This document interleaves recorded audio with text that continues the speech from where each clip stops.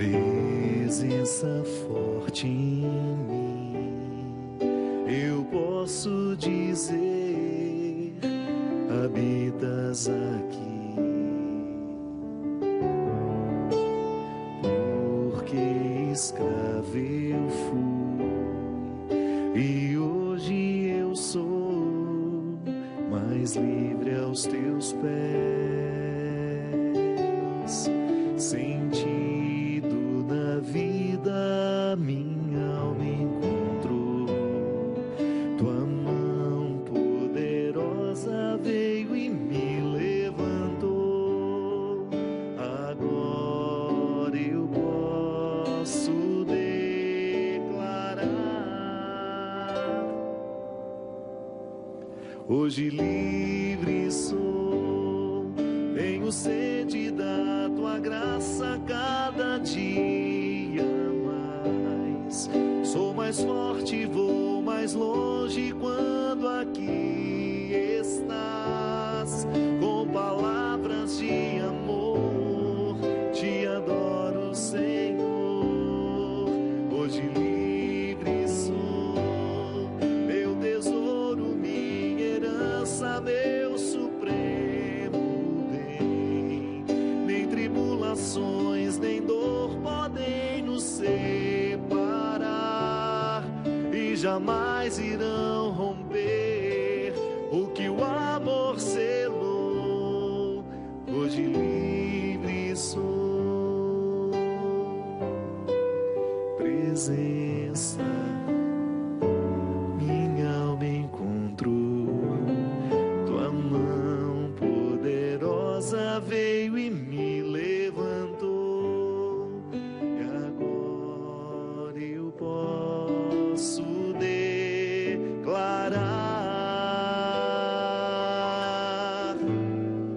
hoje livre sou, tenho sede da tua graça cada dia mais. Sou mais forte, vou mais longe quando aqui estás. Com palavras de amor, te adoro, Senhor.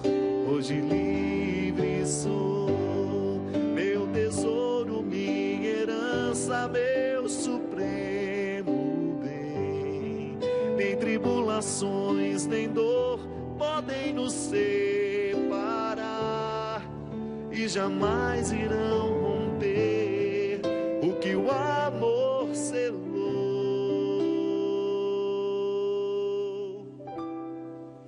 Hoje livre sou.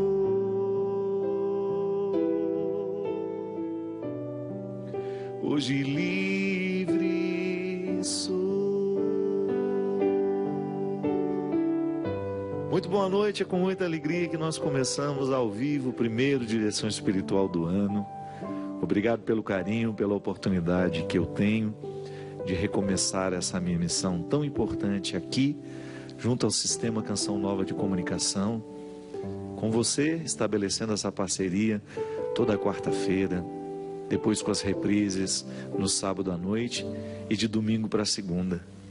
Programa Direção Espiritual, que há tanto tempo faz parte da minha vida, como uma oportunidade que eu tenho de permitir que Deus me ilumine, que Deus me fale, que Deus me convoque, porque eu sempre gosto de salientar que a primeira pessoa que escuta o que aqui é dito sou eu mesmo.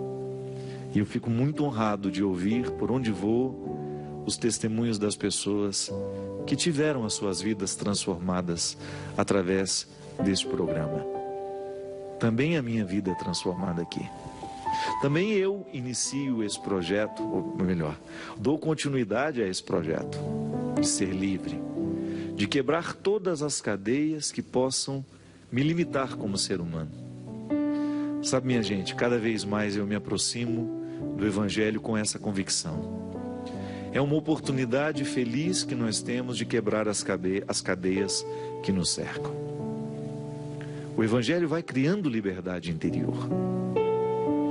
Porque nós aprendemos na antropologia teológica que Deus faz a todos nós livres, como um dom. Da mesma maneira como eu posso falar que a semente condensa todas as possibilidades da árvore. Então a semente tem o dom de ser árvore. A semente tem o dom de ser árvore. Ela não precisou fazer nada para receber aquele dom. Todas as possibilidades da árvore estão condensadas na semente. Mas ela terá que passar pelo processo da tarefa. Isto é, vai ter que cair num solo propício, vai ter que receber a chuva, vai ter que permitir morrer para nascer árvore. Essa é a tarefa da semente. E que nós muitas vezes ajudamos a cuidar. Se você quiser uma árvore na sua casa, você planta desde pequenininha e você vai trabalhando aquela semente que foi plantada para que ela venha a ser a árvore que ela pode ser. A liberdade é a mesma coisa. Eu falo muito isso no livro Quem Me Roubou de Mim. A liberdade enquanto um dom. Todos nós somos dotados deste dom. Eu nasci para ser livre. A liberdade me foi concedida como um dom irrenunciável. É irrenunciável, não tenho como dizer eu não quero esse dom, está em mim. Agora, eu terei de lutar no meu dia a dia para alcançar esse estado de livre, de homem livre, você de homem livre, de mulher livre. Porque nós vamos ficando amarrados em muitas coisas. São muitas as situações humanas que vão prejudicando a nossa liberdade. A começar pela nossa educação. Porque quando nós nascemos, nós somos entregues a uma família. E as famílias não são perfeitas. Os nossos pais não estudaram psicologia para poder nos educar. Eles erraram muito conosco. Às vezes nós somos vítimas da falta de conhecimento dos nossos pais. A gente não reclama não, a gente só chega à conclusão para a gente poder dar passos numa maturidade que depois nos permita corrigir o erro com os nossos filhos. Quantos de nós trilhamos um caminho que não era o nosso, somente para agradar pai, somente para agradar mãe? Quantos de nós repetimos uma história triste porque a gente ficou acorrentado nos defeitos dos nossos pais e depois a gente reproduziu exatamente os mesmos erros deles?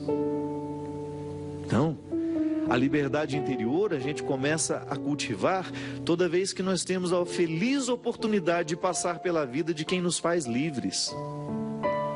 E por aí a gente encontra muita gente com essa boa vontade de nos ver com amor, de nos ver com liberdade, de olhar para as nossas possibilidades, identificá-las e nos ajudar a fazer florescer. São os verdadeiros amores, né? Os verdadeiros amigos, os verdadeiros vínculos. Eu sempre gosto de salientar isso para mim e para os outros. O bom amigo, o bom amor, porque o amigo é um amor, é uma espécie,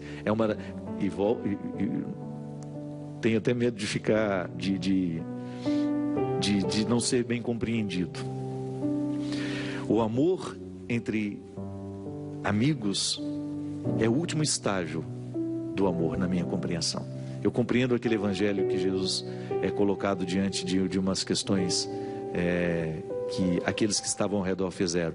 Jesus, a mulher é casada com esse, depois que ele morre, ela casa com o irmão dele. Quando esse povo morrer todo, de quem que ela vai ser esposa? E Jesus disse que isso não é importante mais. Eu acredito que no último estágio do amor é a fraternidade. Pai e mãe experimentam isso com o passar do tempo, quando a mãe deixa de exercer o papel de mãe na vida do filho, quando ele não precisa mais daqueles cuidados que ele precisava antes, a relação vai modificando, vai virando amizade. Até o casamento é assim. Com o tempo isso vira uma amizade bonita. Todos aqueles calores da sexualidade já estão acomodados, né?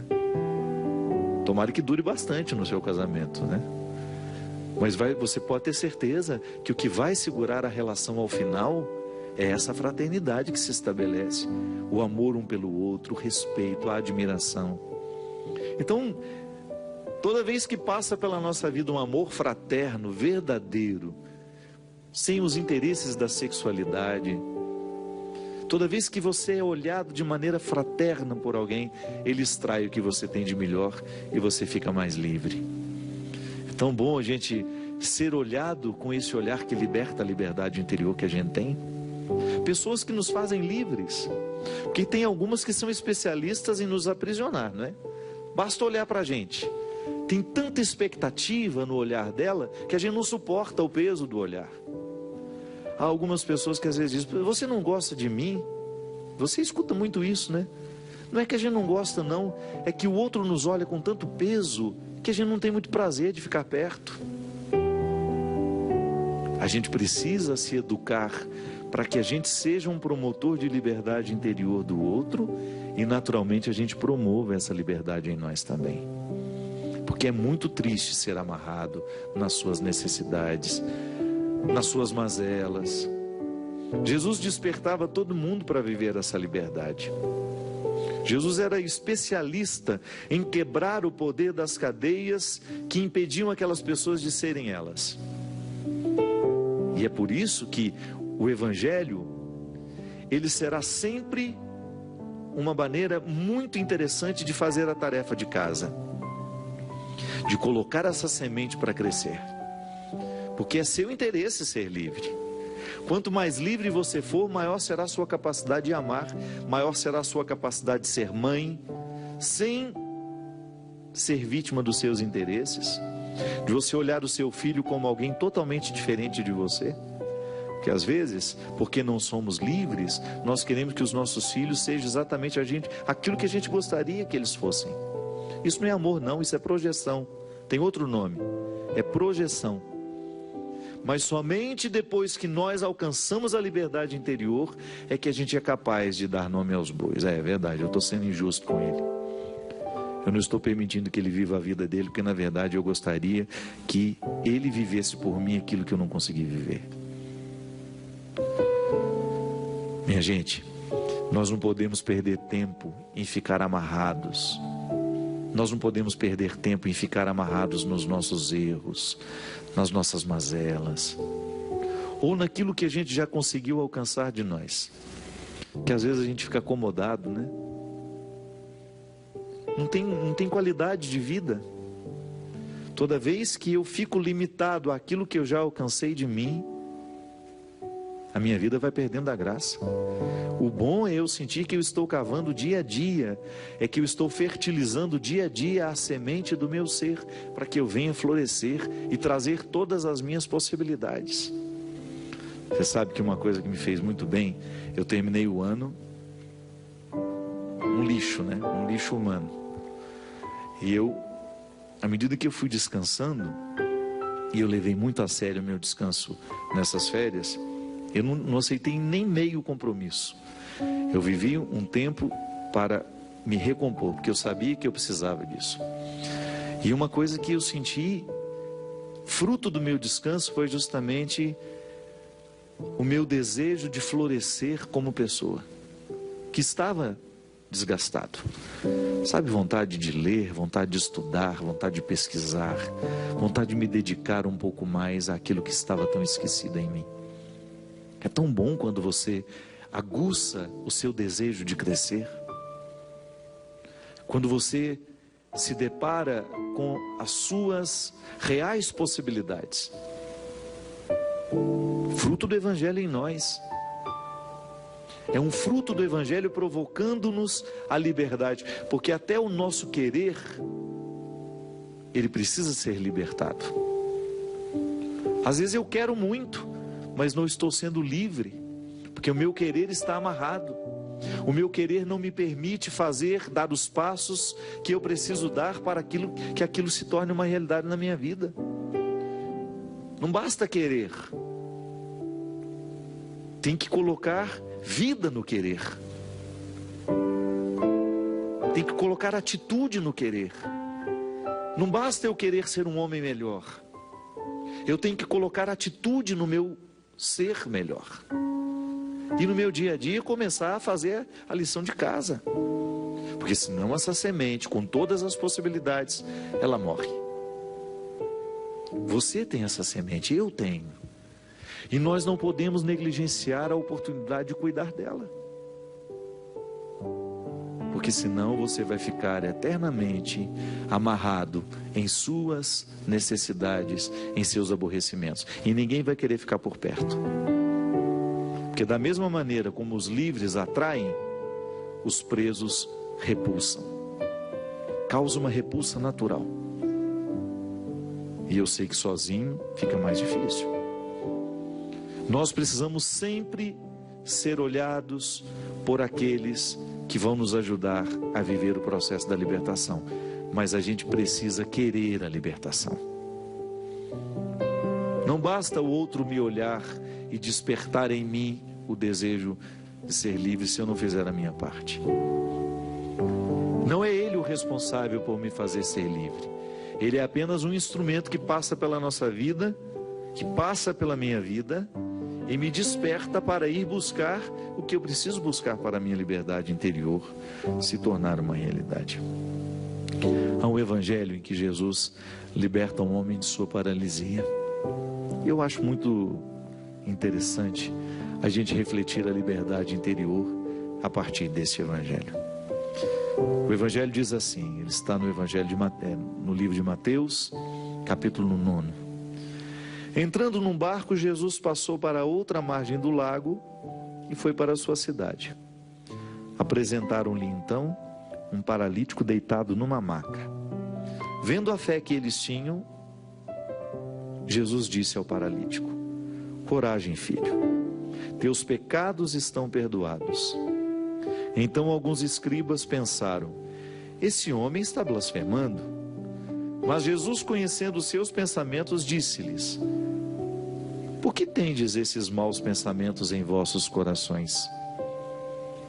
Que é mais fácil dizer: os teus pecados são perdoados, ou levanta-te e anda? Pois bem, para que saibas que o Filho do Homem tem na terra poder para perdoar pecados, disse então ao paralítico: levanta-te, pega a tua maca e vai para casa. O paralítico levantou-se e foi para casa. Vendo isso, a multidão ficou cheia de temor e glorificou a Deus por ter dado tal poder aos seres humanos. Essa palavra é para que a gente seja salvo. Por isso ela é a palavra da nossa salvação. Porque nos dá a oportunidade de olhar para aquilo que aconteceu naquele tempo e atualizar essas possibilidades. A gente faz o download, né? O que é o download? É a atualização. O mesmo que aconteceu com o paralítico acontece comigo. O mesmo que aconteceu com esse paralítico acontece com você. Esse movimento de mobilizar, desculpe-me, se é movimento já mobiliza, né? Esse movimento de atualizar em nós as nossas possibilidades, essa mobilidade que Jesus vai provocando em nós para que os nossos pecados, os nossos erros não nos paralisem. As nossas comodidades, minha gente. Como é perigoso a gente ficar num estado de comodidade. Quando a vida fica cômoda, ali a gente pode começar a morrer. Porque o que nos mantém vivos é o desafio. Por isso nós estamos enfrentando agora um período de crise. Estava conversando isso lá em casa hoje. Isso é para abrir os olhos de todos os que estão hoje tendo a oportunidade de um emprego, para ser o melhor que pode. Essa crise vai mexer muito naqueles que estavam acomodados, naqueles que estavam trabalhando de qualquer jeito, naqueles que estavam nivelados por baixo e satisfeitos com o que estavam recebendo. Hoje não. Toda vez que nós estamos acomodados, nós iniciamos um processo de morte interior que a gente só sente um tempo depois, quando a gente já está quase sepultado. Às vezes a depressão, a angústia é fruto disso. Já é um primeiro sintoma da morte que se antecipa em nós. Jesus nos mobiliza, da mesma maneira como mobilizou este homem, a não permitir que nada, absolutamente nada, nos paralise na busca desta liberdade. Eu preciso ir buscar o homem que posso ser. Este homem não vai chover na minha cabeça. Eu preciso ir buscar o que eu posso ser. Eu preciso me antecipar para buscar cada vez mais as minhas possibilidades e exercê-las, para não morrer apenas com aquilo que já alcancei de mim. Eu sei que dá trabalho isso. E pode parecer muito confortável a gente viver com aquilo que a gente já achou de nós. Eu costumo dizer que às vezes nós ficamos tão acomodados, que a gente se acessa mesmo pelas mesmas portas, sempre. Há uma porta principal por onde você se acessa e você nunca se deu o trabalho de procurar algumas laterais. E de repente a vida se encarrega de te fazer ficar com a porta principal fechada. E você tem que buscar encontrar outra porta para poder chegar. Às vezes nós ficamos paralisados diante dos nossos problemas. Não damos um passo. Anos e anos e anos na lamúria, reclamando, mas não fizemos nada para a solução daqueles problemas. Anos e anos viciados, sentindo as consequências do vício na nossa vida, mas não demos um passo na direção da superação desse vício.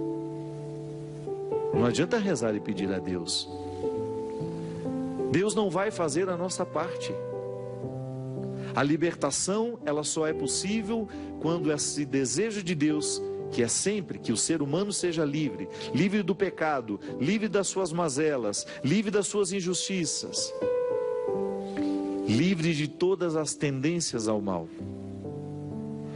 Quando este desejo de Deus encontra-se com vontades humanas, aí sim. Aí sim o processo da libertação se torna real em nós. Da mesma forma como esse paralítico encontrou o caminho de sua casa, reencontrou a força de suas pernas, o mesmo pode acontecer conosco. Todas essas possibilidades que você tem no coração e que às vezes você não consegue chegar até elas, porque já se acostumou a não chegar a elas, porque já se acostumou em não conseguir caminhar na direção delas. Essa paralisia pode terminar e a gente pode começar um ano com muito mais disposição, permitindo que essa convicção de fé perpasse a estrutura da nossa vida e modifique radicalmente a estrutura da nossa vida. É possível. É possível sim, eu vejo o tempo todo o Evangelho dar certo. Eu vejo o tempo todo pessoas sendo transformadas pelo Evangelho, de maneira profunda, radical. Não aquela conversão superficial, não. Eu estou falando de mudanças profundas, de pessoas que te arrancaram as cascas que até então estavam cobrindo as suas possibilidades. Eu vi muita gente desagradável tornar-se interessante. Eu vi muita gente mentirosa ficar verdadeira. Muita gente infiel descobrir o valor da fidelidade. Muita gente incompetente descobrir a competência. Muita gente rancorosa voltar a amar. Se aconteceu com tanta gente, por que não pode acontecer com a gente? Se Jesus quebrou a paralisia na vida de tantas pessoas, por que não pode quebrar na nossa também? Se fez a tantos livres, por que não pode nos fazer também? Essa liberdade que você já tem aí dentro do coração, a partir do momento que você usá-la, você vai ver, ninguém te segura. Você vai alcançar muito mais do que você já alcançou. Você chegará a territórios do seu coração que você nem imaginava que existiam. Você agarrará essa possibilidade e você viverá com muita verdade, com muita determinação, o mesmo destino da semente, de tornar-se uma árvore frondosa, frutuosa, que tem muito a oferecer àqueles que passarem por ela. Nós vamos para um rápido intervalo e a gente volta já já com o programa Direção Espiritual.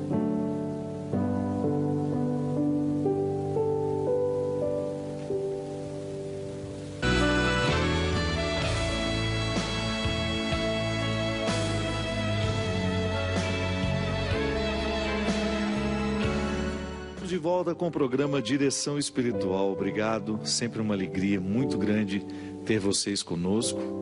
Hoje eu tenho uma novidade mostrar para vocês aqui. Está sendo lançado pela editora Planeta o box com as duas obras Mulheres de Aço e de Flores e Mulheres Cheias de Graça.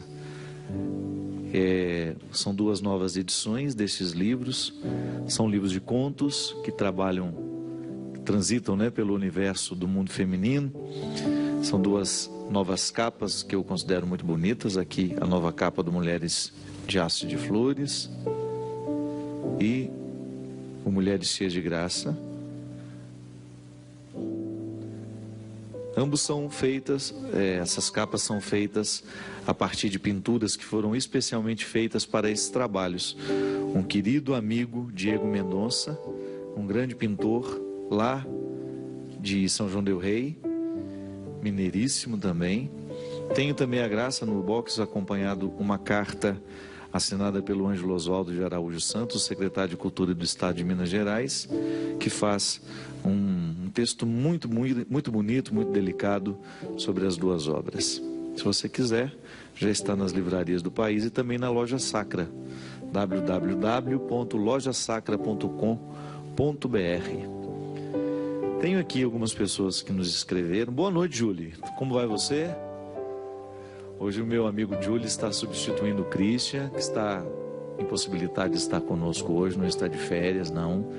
O Christian me ligou hoje e bastante entristecido com a morte de um querido companheiro deles, né?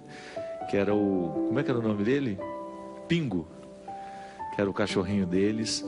Passou por uma cirurgia hoje à tarde e infelizmente veio a falecer. E ele e a Camila, ele falou: padre, é como perder um membro da família. Eu entendo perfeitamente. Aí ele estava ocupado ainda, que tinha todo o procedimento para finalizar, né? Que o Pingo ainda estava lá na clínica onde tinha falecido e ele ia precisar tomar as providências para finalizar a história. E ele estava muito sofrido. E eu entendo perfeitamente porque sei que esses bichinhos passam a fazer parte da nossa vida e a gente sofre muito quando eles vão embora. Uma pessoa que me escreveu disse que não gostaria de ser identificada. Ela me disse assim: padre, minha mãe faleceu. Além da tristeza que é natural do luto, eu me sinto muito angustiada, pois apesar de amá-la muito, nós não tínhamos um bom relacionamento. Não era uma relação normal entre mãe e filha. E minha lembrança não alcança quando e por que isso começou. Ela sempre foi uma pessoa muito fria, distante. Nunca conseguimos conversar como mãe e filha. Nunca lhe faltei com respeito e nos momentos de doença sempre dei o amparo que ela precisava. Sabe, padre, na realidade era muito difícil para mim dar o que eu não recebia. E nos últimos anos acabei me tornando uma pessoa fria também em relação a ela. Minha angústia é também por não ter conseguido ser uma pessoa melhor nessa situação. Por favor, dê-me uma orientação. Minha filha, sempre que a gente perde uma pessoa, é natural que a gente fique tentando mensurar o que a gente viveu. Isso não é possível, é até injusto com a gente.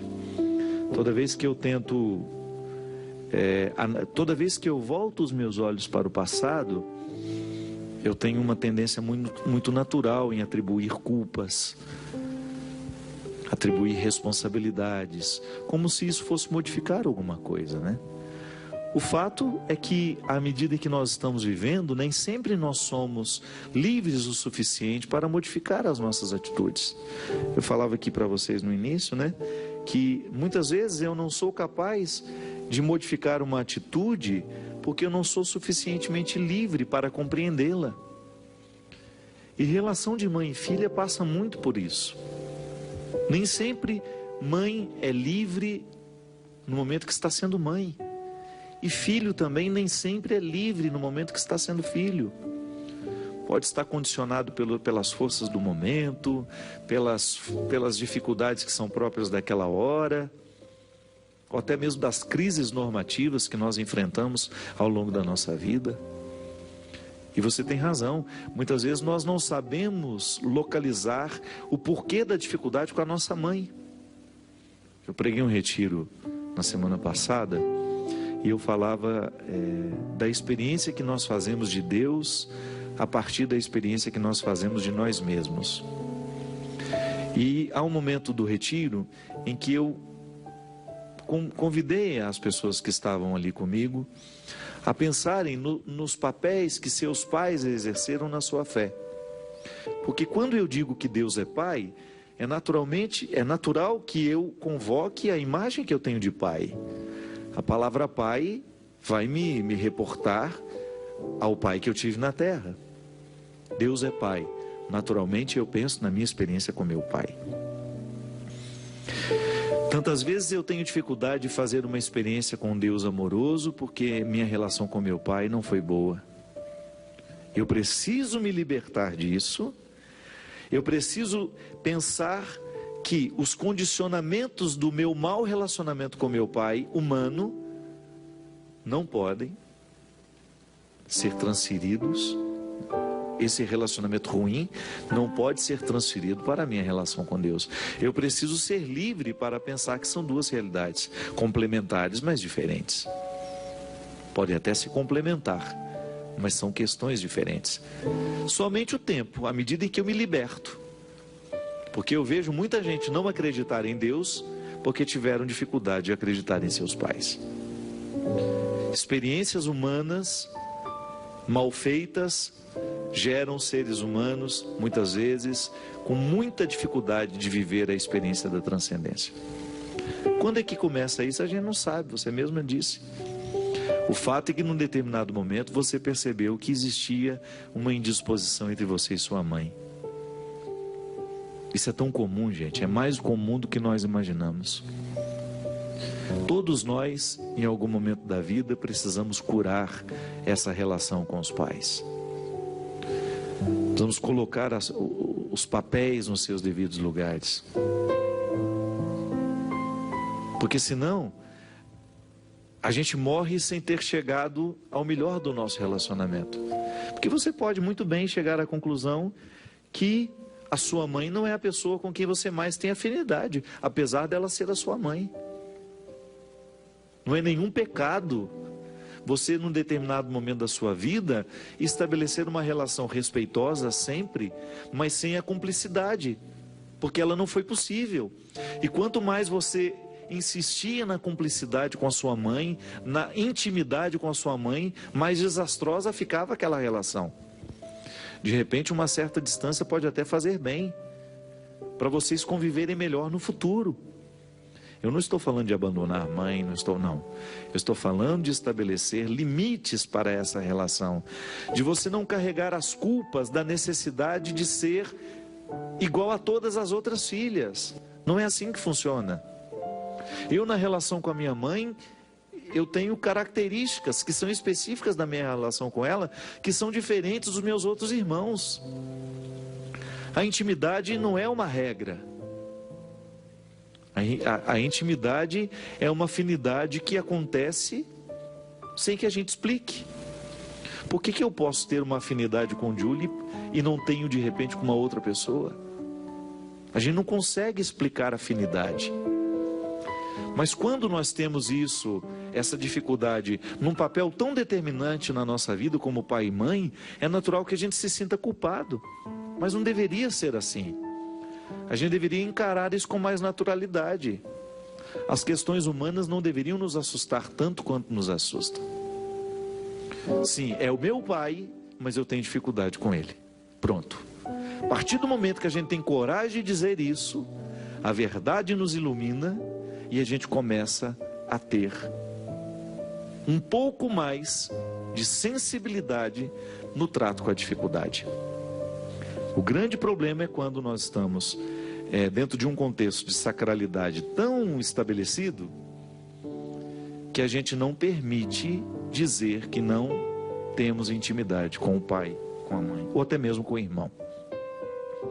As relações familiares, elas são sempre carregadas de culpas.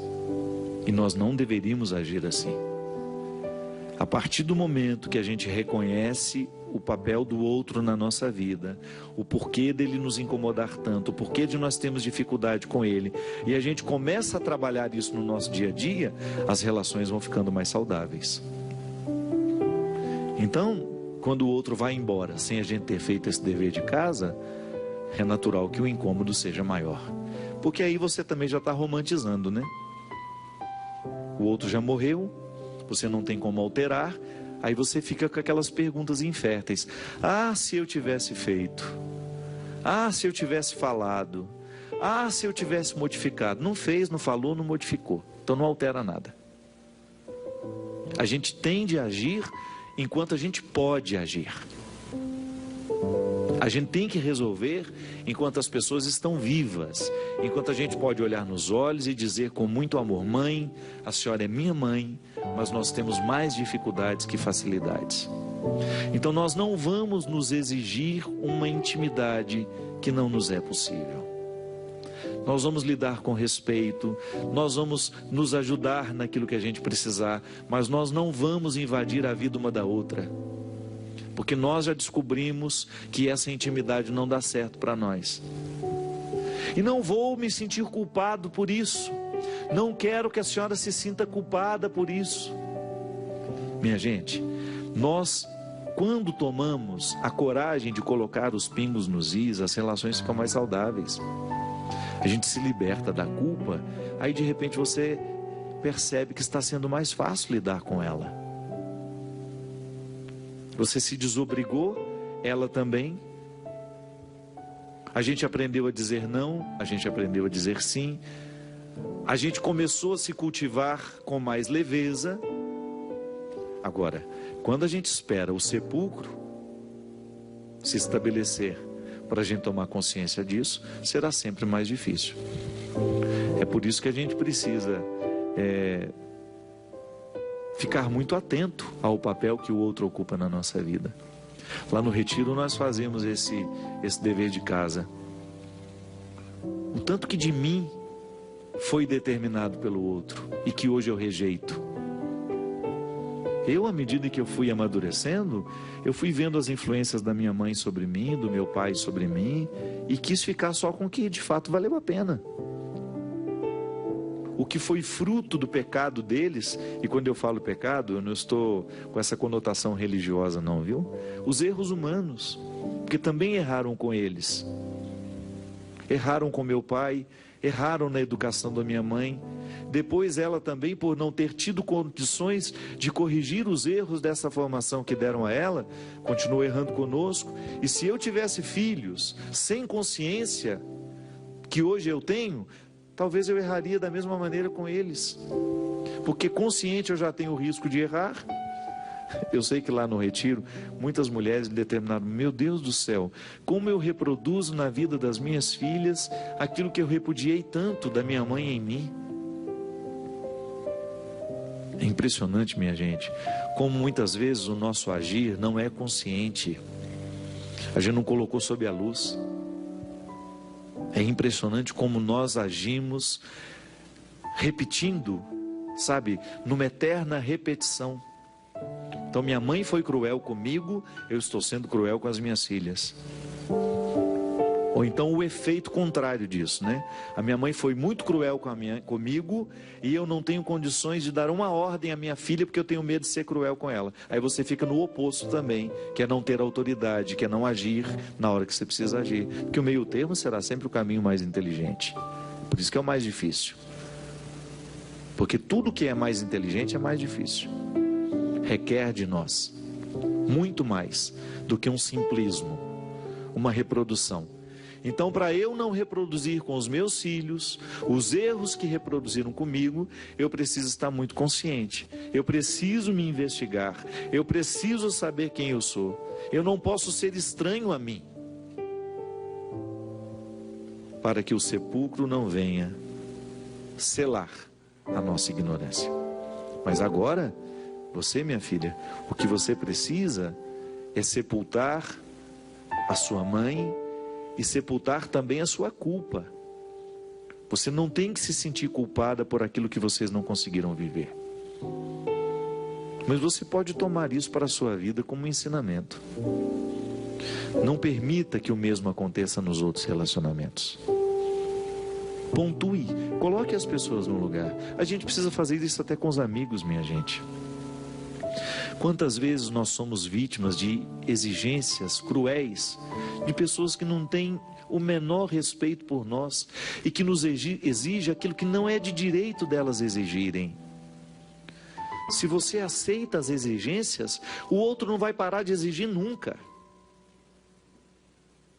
O outro se sentirá no desejo de invadir a sua vida, porque você um dia não estabeleceu o limite. Em todas as relações nós precisamos pontuar, precisamos colocar o papel do outro na nossa vida. Em tudo na vida, em tudo a gente precisa pontuar, a gente precisa estabelecer limites. Até mesmo na relação com os nossos pais. Essa carta aqui é muito triste, eu não sei nem que dia que ela me foi enviada. Hoje eu estava arrumando gaveta, passei o dia jogando fora um monte de coisa aí, encontrei muitas cartas que eu confesso que não tinha lido ainda. Essa é uma delas. Padre Fábio, é uma imensa emoção saber que esta carta estará um dia em suas mãos. Quero agradecer a você por me ajudar sem saber a me manter de pé, depois da perda de meu filho. Meu nome é Emily e hoje eu tenho um anjo no céu chamado Gabriel, Padre. Jesus chamou meu filho dia 27 de dezembro do ano passado. Não sei se foi deste ano ou se foi do outro. E por ironia, não sei, era o dia do aniversário dele. Ele completaria 7 aninhos de vida. Acordamos de manhã, deixei ele na casa dos meus avós, do lado da minha casa, e fui buscar o bolo do aniversário dele. Quando a minha amiga me entregou o bolo, recebi a ligação da minha avó dizendo que ele estava passando mal e que era para eu ir, porque parecia um quadro sério. Foi levado para o hospital e eu corri para lá. Padre, vi meu filho ser tirado do carro nos braços do enfermeiro, estava desmaiado, com a boca roxa e a sola dos pés também. Meu filho teve um infarto fulminante aos 7 anos. Padre, a dor no meu peito era como uma queimadura, ardia, queimava. Fizeram tudo no hospital da minha cidade, tentando trazer o meu filho de volta, mas sem sucesso. Segui, Padre, todo o ritual do velório, agarrado a ele, até o momento do enterro. É como se Jesus me carregasse em seus braços. Amigos foram à minha casa, me retiraram tudo do armário, que eu mesma sempre preparei com tanto carinho. Meu menino, meu amigo, meu companheiro e meu filho. Éramos apenas eu e ele, Padre. O pai não morava conosco. De lá para cá, segui minha vida, com fé que sempre tive em Deus, acompanhando o seu programa de direção espiritual e, por incrível que pareça, como o Senhor contou, vários relatos de mães que perdem seus filhos e nos diziam em imenso conforto o que fazer e como seguir. A Canção Nova me ajudou, em especial o Senhor também. Sempre fui muito católica, de enorme fé em Deus. Deus, na sua infinita misericórdia, me carrega nos braços. Tenho certeza, Padre, que vou estar com meu filho um dia. Escreva essa carta, onde essa amiga Gabriele que lhe entrega, e te peço oração por ela, que me ajuda com uma quantia todo mês, para pagar uma psicóloga que tem me ajudado muito. Te peço de coração que ore por mim, por meus pais, José Cláudio e Dine, pois eles estão parados no tempo, embora sejam fiéis a Deus. O fim do ano se aproxima e no dia 27 de setembro fica no meio das datas festivas mais significativas. Eu estou com medo, Padre, de sentir tudo de novo. Mas enfim, enquanto eu viver, essas datas estão aí e eu terei de enfrentá-las. Obrigado por tudo, sua bênção, meu amigo. Que Deus o abençoe cada vez mais. Emily, minha filha, eu sei, não tenho ideia se essa carta me foi enviada no ano passado, eu creio que não. Acho que ela me foi enviada em 2014. Os sofrimentos, eles não envelhecem, né? Eu tenho certeza que você continua o seu processo de luta, libertar-se da perda, da mesma maneira como nós também precisamos libertar o nosso coração de tudo aquilo que um dia amarrou,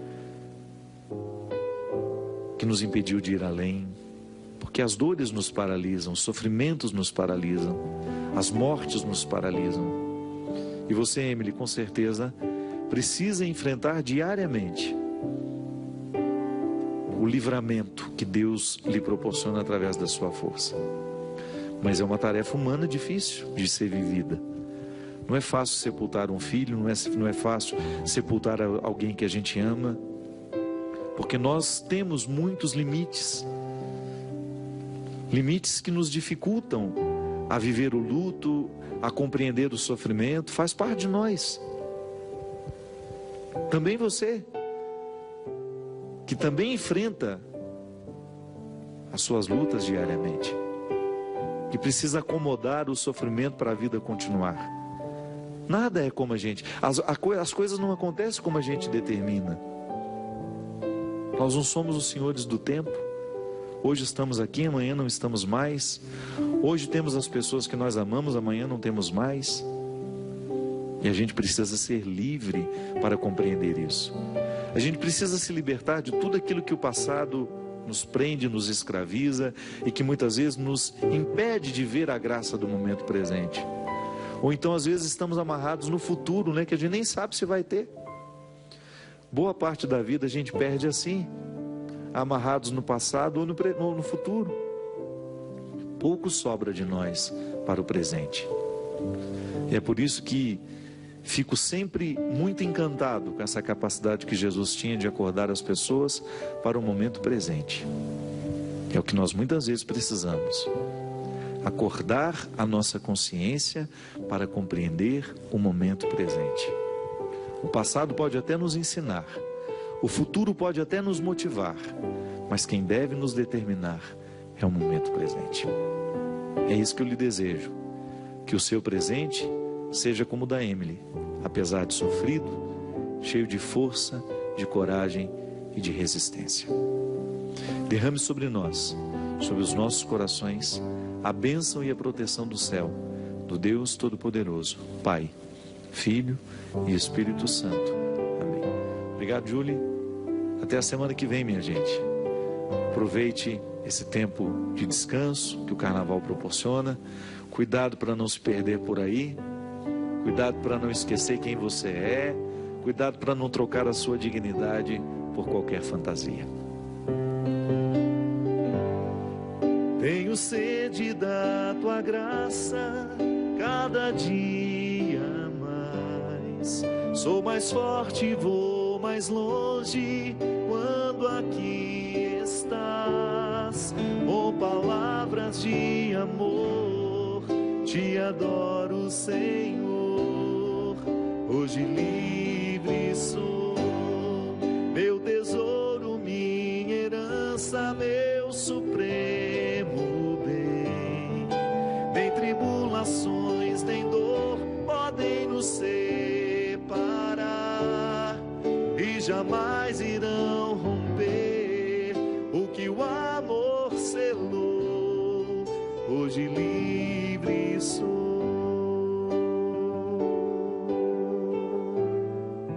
Hoje livre sou.